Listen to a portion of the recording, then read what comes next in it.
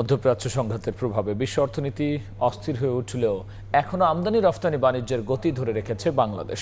বিশেষ করে 2025-26 অর্থ বছরের 9 মাসে 3,000-এর বেশি জাহাজে আসা 26 লাখ কন্টেইনারের পাশাপাশি 10 কোটি মেট্রিক টন কার্গো পণ্য হ্যান্ডলিং করেছে চট্টগ্রাম বন্দর। এই সময় এককভাবে 58,432 কোটি টাকা রাজস্ব আদায় করেছে চট্টগ্রাম কাস্টম হাউস। স্বাক্ষর টিপুর ক্যামেরায় কমলদের রিপোর্ট। পুরো মার্চ মাস জুড়ে মধ্যপ্রাচ্যে চলছে ইরানের সঙ্গে মার্কিন যুক্তরাষ্ট্র এবং ইসরায়েলের ভয়ঙ্কর প্রাণঘাতী যুদ্ধ। এর মধ্যে বন্ধ হয়ে গেছে গুরুত্বপূর্ণ আন্তর্জাতিক নৌরুট, হরমুজ প্রণালী সহ আশপাশের অঞ্চল দিয়ে পণ্যবাহী জাহাজ চলাচল। পণ্য এবং জ্বালানিবাহী কয়েক হাজার জাহাজ আটকা পড়ায় এই মুহূর্তে বিশ্ব অর্থনীতি অনেকটা উত্তাল।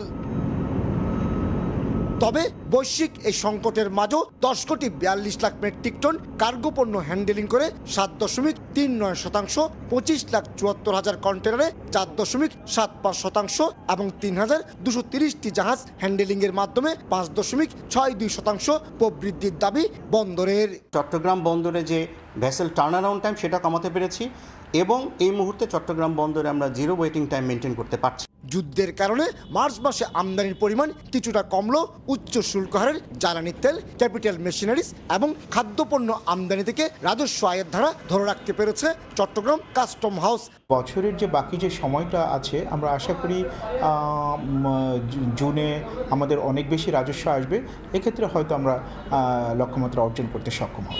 যুদ্ধ আক্রান্ত এই মাসে আমদানি কন্টেনার হ্যান্ডেলিংয়ের পরিমাণ বাড়লো, কমেছে রপ্তানি কন্টেনার উঠানামা। জ্বালানি তেলের একটা সংকটের মধ্যে দেশ পড়ে গেছে। এই জ্বালানি তেলের সংকটটাও কিন্তু সার্বিক ব্যবসা বাণিজ্যের পরিবেশের উপর একটা নেতিবাচক প্রভাব ফেলছে। তবে যুদ্ধ ঝুঁকি বিবেচনায় জাহাজের পাশাপাশি কন্টেনার পরিবহন ভাড়া বাড়িয়ে দিয়েছে বিদেশি মেইনলাইন শিপিং প্রতিষ্ঠানগুলো। এই বন্দরের কন্টেনার এবং কার্গো উঠানামার পাশাপাশি জাহাজ আসার উপর নির্ভর করে দেশের সামগ্রিক অর্থনীতির চিত্র। কমল দে, সময় সংবাদ, চট্টগ্রাম। 40 বছর ধরে অসংখ্য খুশির মিছিলে ছিল আইডিএলসি, থাকবে আগামীতেও।